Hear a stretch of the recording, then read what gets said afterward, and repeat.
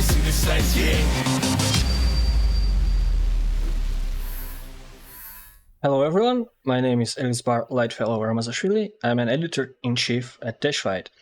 Today we have a special interview with one of the greatest and most notable figures in FGC, General Manager of Evo, Rick TheHadou Thiher. Enjoy the video.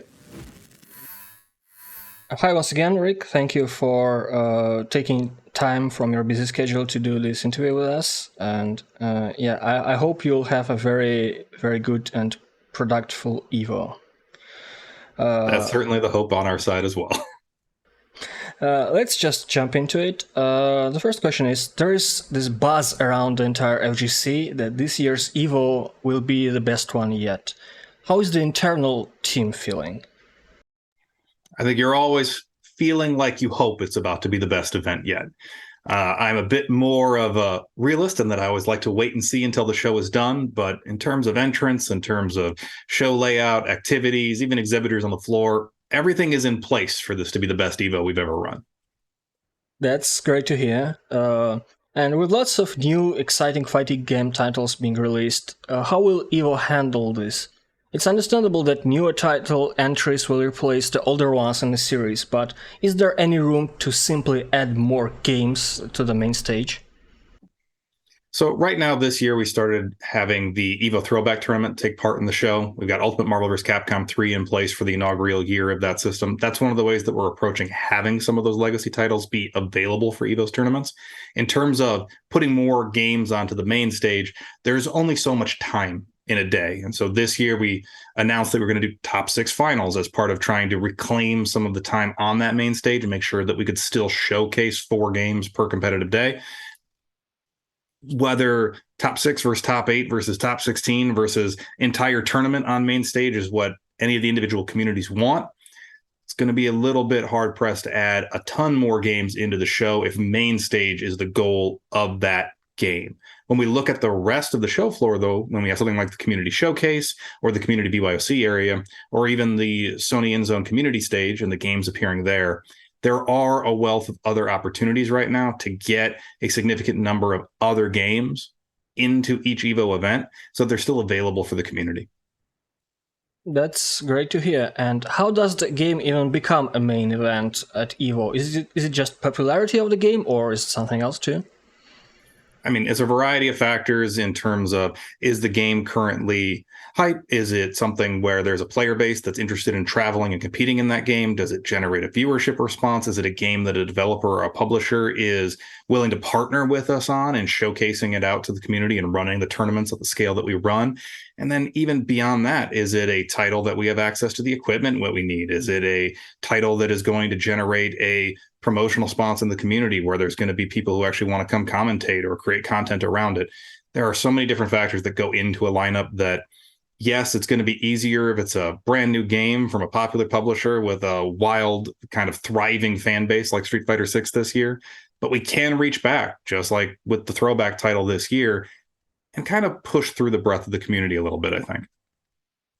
Understandable. And speaking of Marvel, this year's throwback game is Marvel vs. Capcom 3. Do you have any plans to bring some more obscure titles, or will you stick with the more popular titles of the older days?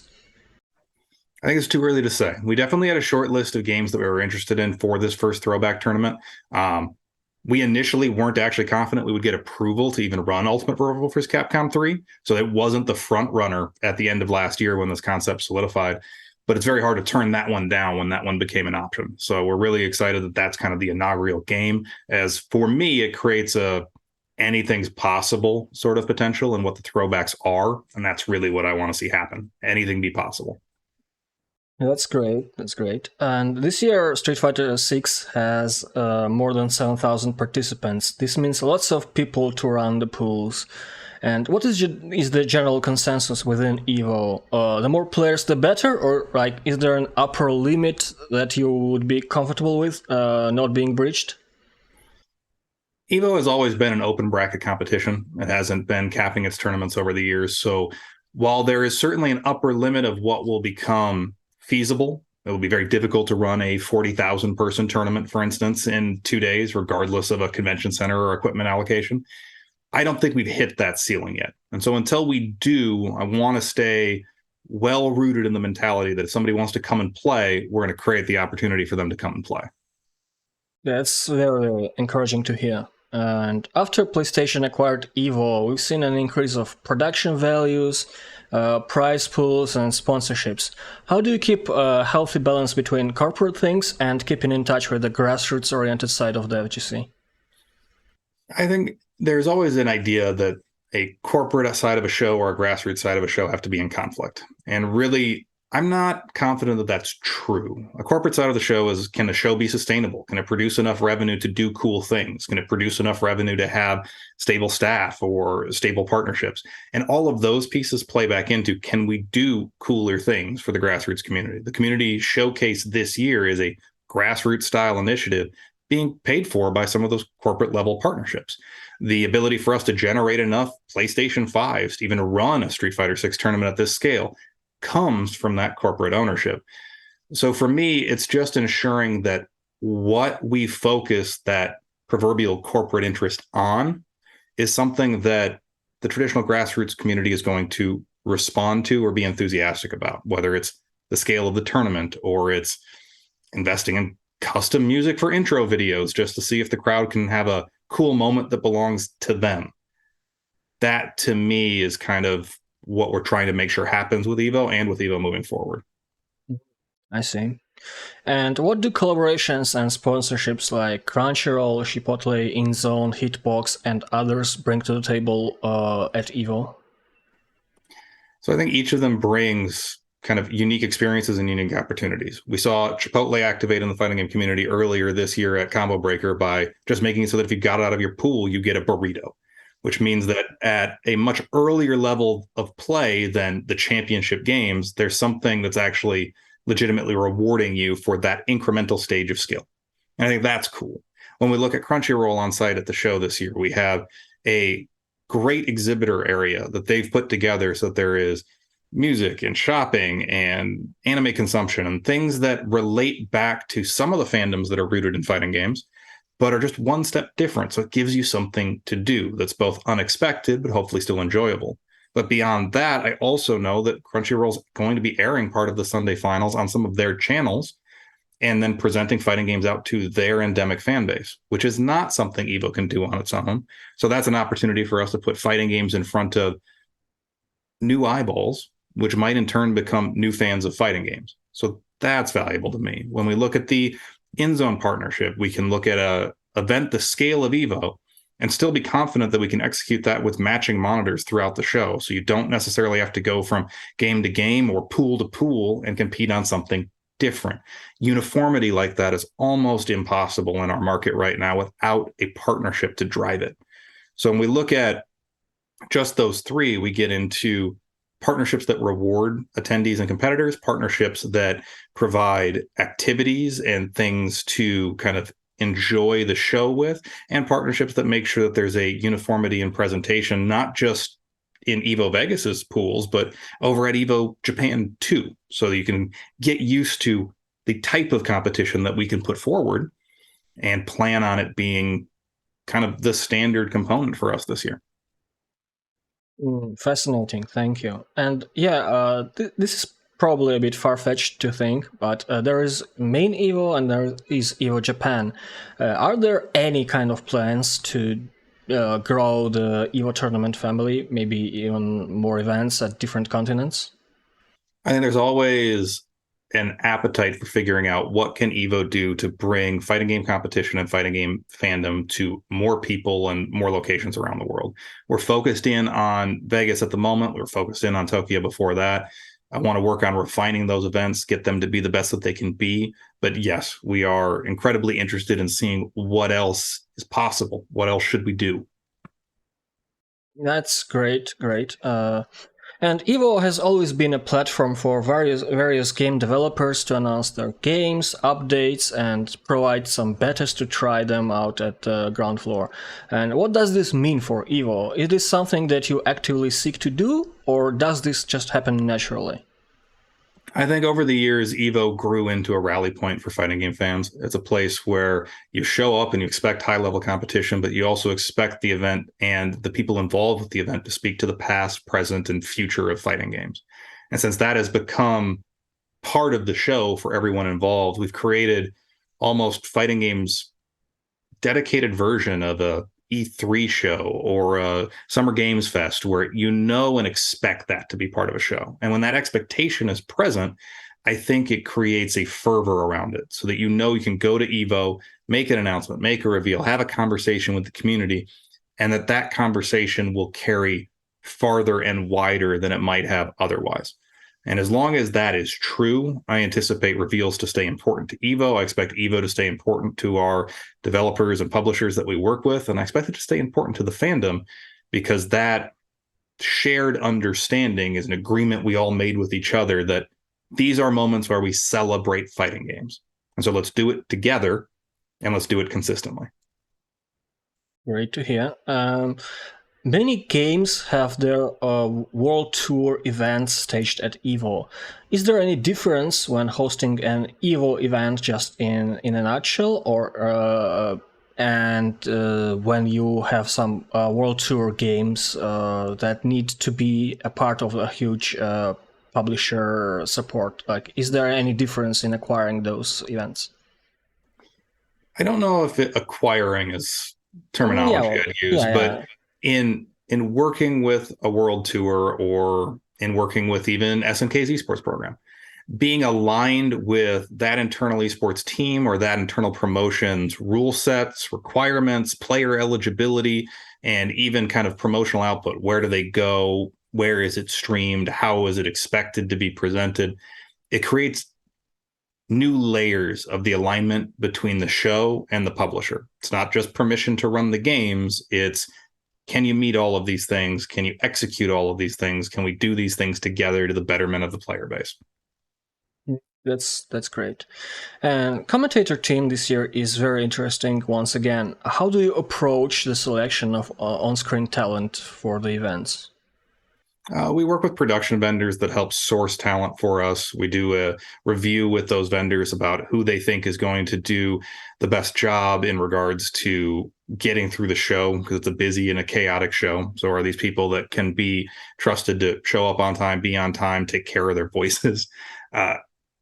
Is it people that are active in the community or present in the community? Are they people that will cause a moment of surprise? Someone like Combo Fiend being in our talent list this year is a great surprise and a great callback to kind of legacy talent within the community.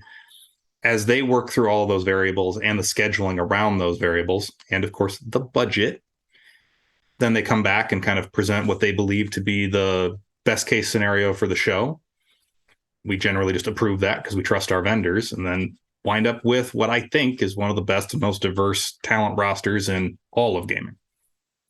Yeah, and it's always hype to see the familiar faces and some newcomers in the commentary scene too.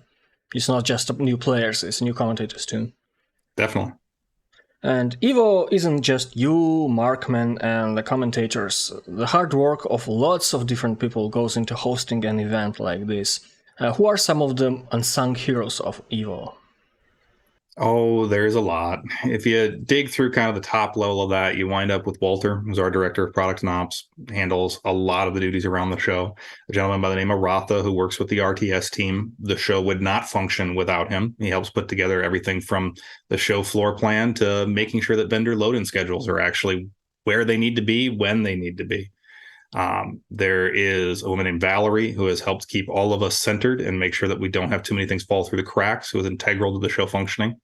There's the Tenno Collective being head up by Chris Seglia and Hanzo Gonzo this year, who absolutely make sure that our broadcast plans execute and we have a stream for everyone to watch. And I think beyond that, probably the backbone of the entirety of the show is a collective of guys and gals out in La Crosse, Wisconsin, who work for Gaming Generations, who go through and prep all of the consoles, all of the games, all of the DLC, all of the screens, and make sure that that can actually get to the show floor in the quantity that Evo needs, which a lot of the tournaments that I've worked in my career, you can plan to do that portion of the show in a few days. Evo takes weeks upon weeks to get all of that done. Yeah, I can imagine. And there has been like arms race of streaming platforms lately. Is there any possibility that we could see Evo not only on Twitch in the near future?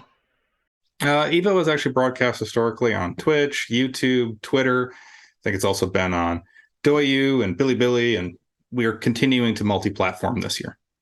That's great.